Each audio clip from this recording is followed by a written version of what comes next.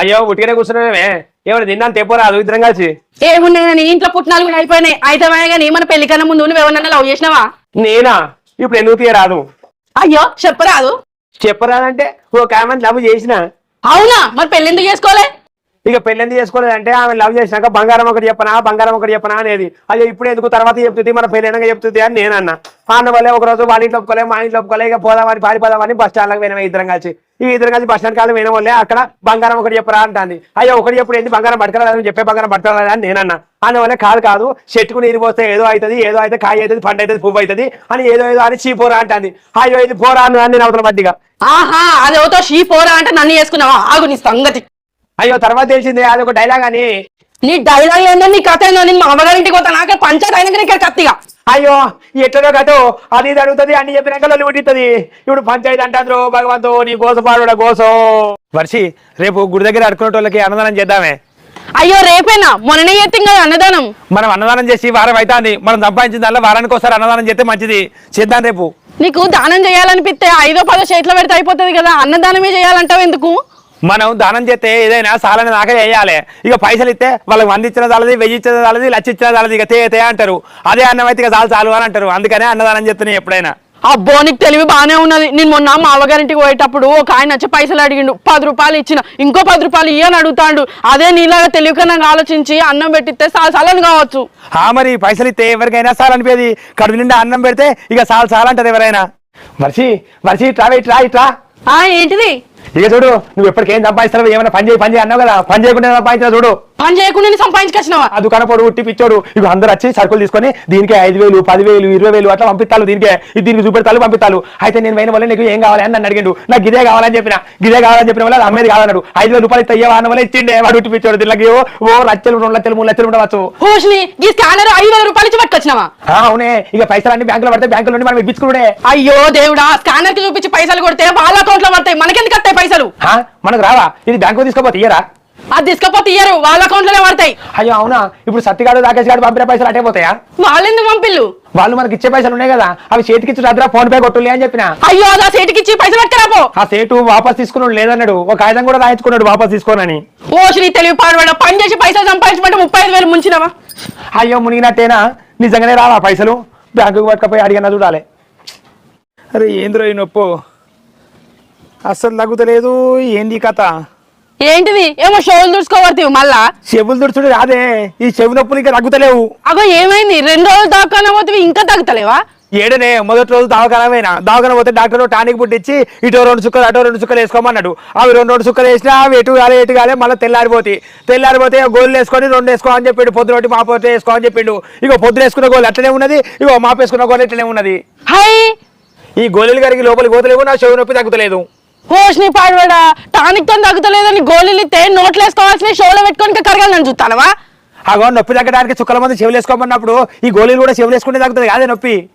ఏమోపో, నువ్వు ఎవరు చెప్పినా అయినో. మొన్న మీ తాతకాకి దెబ్బ తాకితే గోళీలు దంచి పుండు మీద అయితే పుండు ఎక్కువైంది. ఇప్పుడు నువ్వు షో నొప్పి అవుతుందని షోలో గోలు వేసుకున్నావు, ఏమైతుందో పో. అయ్యో గిట్లా ఫీల్ అవుతుంది. చెవి నొప్పి అయితే చెవులో గోళీలు వేసుకోవద్దానే, మరి ఎట్లా తగ్గుతుంది నా చెవి నొప్పి? తాగాలిరా చిన్న తాగాలిరా, తాగి మనం అందరము పోగాలిరా. వచ్చినావా? పొద్దుగాల 10 అయితే అవతల పడతాను. పెళ్లికి ముందు నాకు తాగడం బట్టే లేదన్నావు, ఇప్పుడు ఎప్పుడు తాగుతూనే ఉన్నావు. ఇగో నువ్వు ముందుగా పోయి స్టఫ్ ఏమన్నా పట్టుకురా పోవే. నేను పెళ్లికి ముందు తాగడాలు పట్టలేదని నేను ఎప్పుడు చెప్పలే.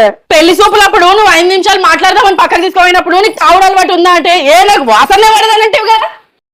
నేను చెప్పింది నిజమే, నాకు ఇప్పటికి కూడా వాసన పడది కాదే, వాసన పడది. వాసన పడందే పొద్దుగాల 10 గంటలకు మొదలు పెట్టి రాత్రి 10 గంటల దాకా తాగుతానవా? ఏం చేయాలి నా గోస? ఇక వాసన పడది కాబట్టి ముక్కు మూసుకొని తాగుతాను ఇట్లా. వాసన పడదంటే అబ్బాయి ఎంత మంచోడు, సుక్క తాగడు అని అనుకున్నా. పొద్దున్న దాకా తాగుడు. నేను బరాబరే చెప్పినా, నువ్వు తప్పర్థం చేసుకుంటే నేనేం చేస్తా? నేను వాసన పడదని చెప్పినా కానీ తాగనని చెప్పలే. ఏందో ఏమో. వర్షి కొన్ని మంచిలు పట్టుకురావే.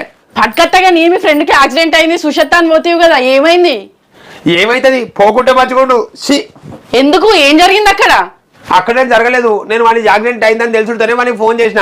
ఇక ఫోన్ చేసిన వల్ల ఎట్లా జరిగిందా మరి యాక్సిడెంట్ అని అంటే మా టైం బాగాలేదు అన్నాడు. అయ్యో టైం బాగాలేక యాక్సిడెంట్ జరిగిందా అని చెప్పి నేనేం చేసిన వాడిని అట్లనే చూడడానికి పోవాలి కదా. ఇక పోంగో గడియారం కొనుక్కోపోదామని టైం అన్నా మంచిగా ఉంటుంది కానీ మంచి టైం ఇది. ఇక 600 పెట్టి తీసుకున్నానే. ఈ గడియారం పట్టుకొని పోయి మనకి కూడా టైం ఇక నీకు టైం బాగాలేదన్న టైం పెట్టుకోవాలంటే అబ్బా నువ్వు ఏంద్రా ఈ టైంలో కూడా నాకు అంత జోకులు చెప్తాను అని చెప్పి పొల్లు తిడతా అంటే వాడు నేను మరి టైం బాగాలేదన్న వల్లే కదా టైం పట్టుకపోయింది. వాళ్ళ టైం బాగాలేక యాక్సిడెంట్ అయిందని బాధపడతా అంటే నువ్వు గడియారం పట్టుకొని పోయినామా? బాగానే ఉన్నది పట్ని తెలివి. అంటే టైం బాగాలేనప్పుడు ఏం తీసుకోపోవాలనే మరి చేతి గడియారం తీసుకోపోవాలని అయ్యింది. ఇట్లా టైం మంచుకున్నదని చూసుకుంటాడా వర్షి? పని ఎక్కడ దొరకలేదు కాదే ఎట్లనే? అయ్యో అవునా, ఉన్న పని మానేతివి మళ్ళీ పని కోసం తిరగబడితివి. నేనేమన్నా కావాలని మానేసి నానే వాళ్ళే అద్దనే. అసలు వాళ్ళు ఎందుకు వద్దన్నారు? ఎందుకంటే నేను 5 నెలలు డ్రైవింగ్ నేర్చుకొని డ్రైవింగ్ లైసెన్స్ తెచ్చుకొని ఉద్యోగంలో చేరిన వల్ల ఒక మేడంని ఇంటికి తీసుకోవాలి ఆఫీస్ తీసుకోవాలని చెప్పి ఇక చెప్పినాక నేను ఆ మేడంని కార్లో ఆఫీస్కి పోడు ఇంటికి తీసుకుపోతాను రోజు సిగ్నల్ దగ్గర ఆగిన వాళ్ళే ఇక ఆ మేడం నాకు ఈ గాలి ఏసీ గాలి చల్లగా వస్తుంది బయట గాలి వీల్చుకుంటాను కిటికీ ఓపెన్ చేసి ముక్కు బయట పెట్టి వీల్చుకుంటాను. ఇక వీల్చుకుంటే దొంగోడు వచ్చిండు ఆమె నగలు ఎత్తుకుపోతాండే. ఇక ఎత్తుకుపోతాంటే ఆ మేడం ఏమన్నది ఇక పకడ అంటుంది. ఆ దొంగోడు ఏమో నగలు ఎత్తుకుపోతాను ఏమో పకడ అంటానని చెప్పి ఇక నేను మంచిగా హోటల్ తీసుకుపోయినా. ఇక హోటల్ తీసుకుపోయి ఇక మా మేడం పకడ అంటుంది. ఓ పకడంత పకడ పెట్టులి అని చెప్పిన. ఇక చెప్పిన వల్ల ఆమెకి ఏమనుకున్నదో ఏమో పొల్లు తిడుతుంది. ఇక తిట్టింది వాళ్ళు హిందీ వాళ్ళు. ఇక ఇంటికి పోయినా కూడా వాళ్ళు కూడా పొల్లు తిట్టే నడు గెట్ అవుట్ అని అంటారు. అయ్యో పకడు అంటే పకోడీ తినిపిస్తావా మీ మేడంకు? హాగా మరి పకడు అంటే పకోడీ తినిపించకుంటే ఏం తినిపించాను ఇంకా? పకడు అంటే హిందీలా పట్టుకో అన్నట్టు. అవునా? అయ్యో గామెంది పట్టుకోమన్నది నన్ను. ఆమె పట్టుకోమన్నది కాదు, దొంగ పారిపోతా అంటే దొంగను పట్టుకోమన్నది. నీ తెలుగుకి ఉద్యోగంలోకి తీసేయకపోతే ఇంకేం చేస్తుంది? అయ్యో అవునా? నేను గంత ఆలోచించలేదు దబ్బుకు. అగో మళ్ళీ పొద్దుగానే తెచ్చుకొని తాగుతానవా? పెళ్లికి ముందు నాకు మొత్తమే తాగుడు అలవాటే లేదన్నావు. పెళ్ళైన కాడ నుంచి తాగని రోజు అంటూ లేదు. ఎందుకు ఇట్లా తాగుతావు నువ్వు? అవునే పెళ్లికి ముందు నాకు తాగుడు అలవాటు లేదు. పెళ్ళైనాకనే అలవాటు చేసుకున్నా తాగుడు. పెళ్ళైన తర్వాత తాగుడు అలవాటు ఎందుకు నేర్చుకున్నావు? నేను అంత బాధ పెడతానా నిన్ను? నువ్వేం బాధ పెడతలేవే. అయ్యగారి ఏబట్టి తాగుతానా? మన పెళ్లి చేసిన అయ్యగారి ఏబట్టి. అగో గాయనేమన్నాడు మధ్యలో తాగు బిచ్చపతి అని చెప్పిండా? కాదే మన పెళ్లి చేసేటప్పుడు అయ్యగారు మాంగళ్యం తంత్రానేనా అని చదివినప్పుడు ఆక్షన్ తుమ్మిండే. అప్పుడే నేను తాలిగట్టిన ఏమన్నా అవుతుంది కావచ్చని భయానికి ఈ రోజు తాగుతాను. ఇక ఆ భయానికి తాగుతాను తప్ప నాకు తాగలని ఏమన్నా సోకా అనే. పోషిని పాల్పడా తాళి కట్టేటప్పుడు తుమ్మైందని పెళ్ళైన 10 సంవత్సరాల నుంచి తాగుతూనే ఉన్నావా? ఏం చేయాలి? ఏమన్నా అవుతుందని భయానికి తాగుతానా? ఓ నీ తాగుడు పాల్పడా ఏమన్నా అవుతుందని భయానికి తాగి ఆ ఊపిరితిత్తులు లివర్లన్నీ ఖరాబ్ చేసుకుంటాను. అయ్యో అందుకే ఖరాబ్ అవుతానయా. ఇదంతా తుమ్ము వల్లనే జరిగింది. అయ్యగారు తాళి కట్టినప్పుడు తుమ్మకుంటే అయిపోవు. అవును మన పెళ్లి కన్నా ముందు కరాటే నేర్చుకుందామని హైదరాబాద్ పోయినవట కదా, నేర్చుకున్నావా? కరాటే నేర్చుకుందామని పోయిన కానీ నాలో నుండి సప్లై కలిసిన. అగో ఎందుకు? కరాటే నేర్చుకుంటే మంచిగా ఫైటింగ్ లో పోటీ పోకపోదువా? పోదు కావచ్చు కానీ ఇక పోలే. అగో ఎందుకు కారణం చెప్తలేవు? ఇక కారణం అంటే కరాటే నేర్చుకుంటే ఫైటింగ్లు చేయాలి కదా. ఫైటింగ్లు చేస్తా అంటే ఇక వాళ్ళు ఎల్లో బెల్ట్ అట, ఏదో గ్రీన్ బెల్ట్ అట, బ్లూ బెల్ట్ అట, ఏదో బ్లాక్ బెల్ట్ అట, ఆ బెల్ట్లు ఇస్తారట. అబ్బో నాకు ఆ బెల్ట్లు సెట్ కావే, ప్యాంట్ జారిపోతుంది. అందుకని నేర్చుకోలే. నాకు ఇప్పుడు లెదర్ బెల్ట్ అయితేనే మంచిగా అవుతుంది అట్లా. అందుకనే కరాటే వద్ద అనుకున్నా.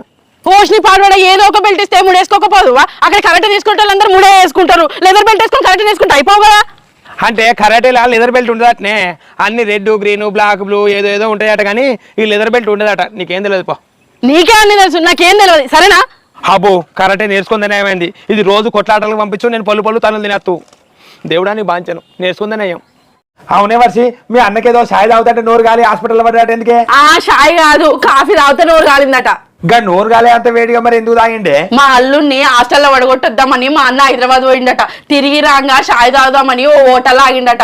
అక్కడ పోయి చూసి ఒక షాయి అన్న అంటే ఇక్కడ షాయిలు అమ్మము కాఫీలే ఉంటాయి అని అన్నాడట. సరే మరి ఒక కాఫీ అంటే నీకు వేడిది కావన్నా చల్లది కావన్నా అని అడిగిండట. ఆయన అడిగిన వాళ్ళే మరి వేడిదైతే ఎంత చల్లదైతే ఎంత అని మా అన్న అడిగిండట.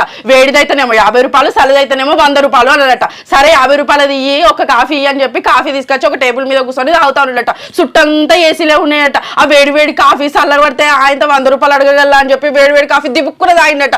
నాలుగంతా మంటలు మండి ఒకటే బొబ్బలు వచ్చినాయి. గట్ల హాస్పిటల్లో పడ్డాడు మా అన్న. ఓసిని పాటోడక 50 రూపాయలు ఎక్కువ కట్టవలసి వస్తానికి ఆ వేడి కాఫీ తాగిండా. ఇప్పుడు 10-20 బిల్లు కాబట్టి దవాఖాన పడితే ఇక మా అన్నకి ఆచారం గట్లున్నది, ఏం చేస్తాం? ఇక గ్రాచారాన్ని ఎవరేం చెప్తారు కానీ ఆ హోటల్కే పోకపోనుండే మీ అన్న. మేము కదే అనుకుంటాను. 50 రూపాయల గురించి చూస్తే 25,000 బిల్లు అయిందట హాస్పిటల్.